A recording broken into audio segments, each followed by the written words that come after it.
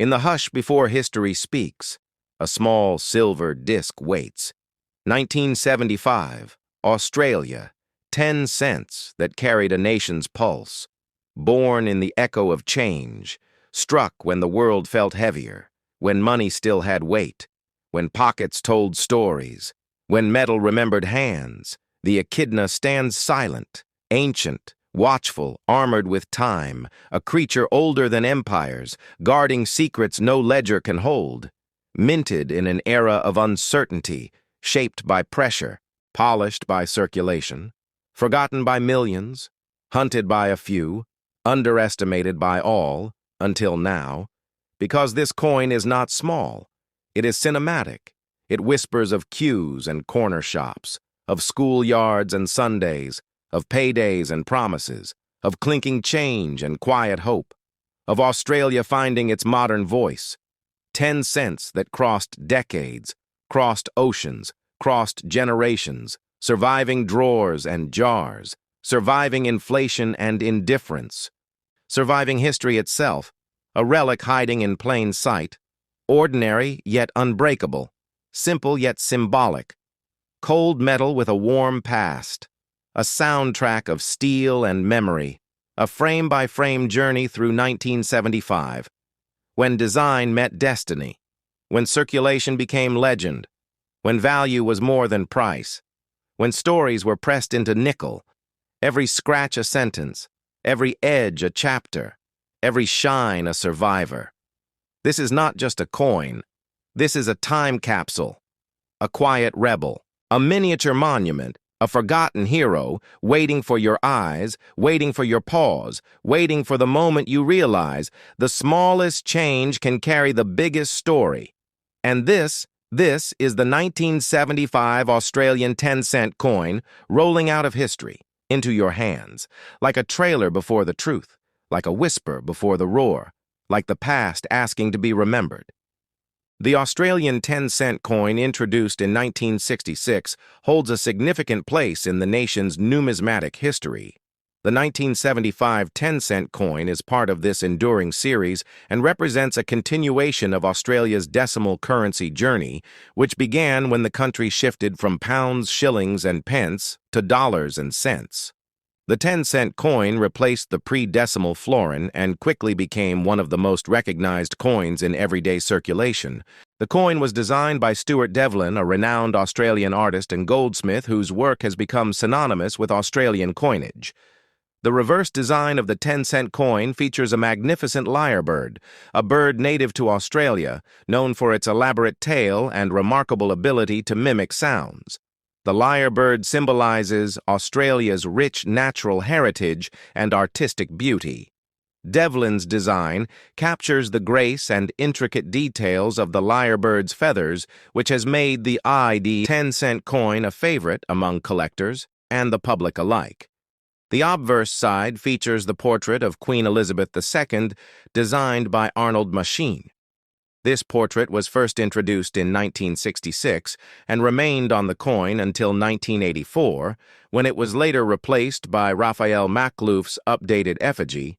The 1975 10-cent coin was minted at the Royal Australian Mint in Canberra and was struck in cupro nickel and alloy consisting of 75% copper and 25% nickel. The coin weighs 5.65 grams. Measures 23.6 millimeters in diameter and has a milled edge. Its durable composition and precise craftsmanship ensured that it remained resilient in circulation even decades later. Although 1975 was not a key date in terms of rarity or special minting, the coin still holds historical value as part of the early decimal coinage series. Collectors appreciate coins from the 1970s for their connection to Australia's transformation during a time of modernization, social change, and economic development. These coins serve as small metallic records of the era. By 1975, the design and production of the 10-cent coin had become highly refined, and the Royal Australian Mint maintained a strong reputation for quality and precision.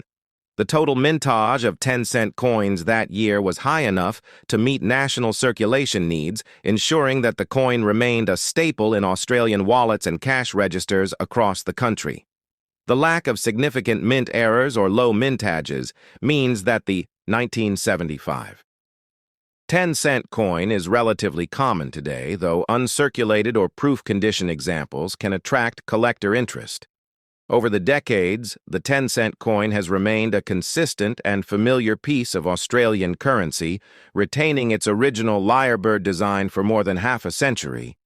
Its unchanged imagery is a testament to the enduring appeal of Devlin's artwork and the cultural importance of the lyrebird itself. The continued use of the coin also reflects the stability of Australia's culture. The continuing history of the Australia 10-cent coin from 1975 also connects deeply with the evolution of Australian society during that decade, a period marked by cultural transformation, growing national confidence, and shifts in the global landscape which influenced the way Australians perceived their money, their economy, and even their national symbols. As the 10-cent coin circulated through countless daily transactions, it became a silent witness to the lifestyles of Australians living in the mid-1970s, a generation shaped by new technologies, social movements, and a rapidly changing world. During the mid-70s, Australians were adapting to new forms of entertainment and communication technology. Color television had recently been introduced, bringing vivid imagery into homes across the country and influencing consumer culture and social interaction. The 10-cent coin was frequently used to purchase everyday items like milk, newspapers, and bus fares, and in that era, small denominations carried meaningful purchasing power. The coin also passed through the hands of children who used it for school snacks, gumball machines, or arcade games, making it a part of daily childhood memory. The significance of this coin is therefore not only numismatic, but also cultural, as it became woven into the fabric of everyday life. The year 1975 itself carried intense political drama. Following one of the most debated events in Australian history, the dismissal of the Whitlam government, which created shockwaves throughout the country. The economic cuts, restructuring, and political tensions influenced national conversations, and everyday people felt these events in their financial habits and in the way money circulated. While the 10-cent coin did not change physically during this period, its presence in the pockets of citizens during these dramatic national shifts gives it a particular historical gravity. Coins often become markers of memory associated with the atmosphere of their time, and the 1975 10-cent coin is inseparable from the era's political and economic upheaval. At the Royal Australian Mint coin production in 1975 continued with precision and purpose, despite the national turbulence.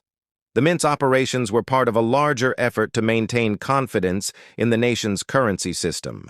Reliability and consistency were essential, and workers at the Mint dedicated themselves to producing coins that met strict standards. The cupro-nickel composition, which blended copper and nickel, had proven durable and resistant to corrosion characteristics that ensured the coins would remain functional for decades. As a result, many examples of the 1975 10-cent coin still look remarkably sharp, even after years of use, showcasing the effectiveness of the minting process used in that decade. The artistic legacy of the coin is equally important. Stuart Devlin's reverse design featuring the superb lyrebird was more than a decorative image. It was a celebration of the natural world that helped define Australia in the minds of people at home and abroad.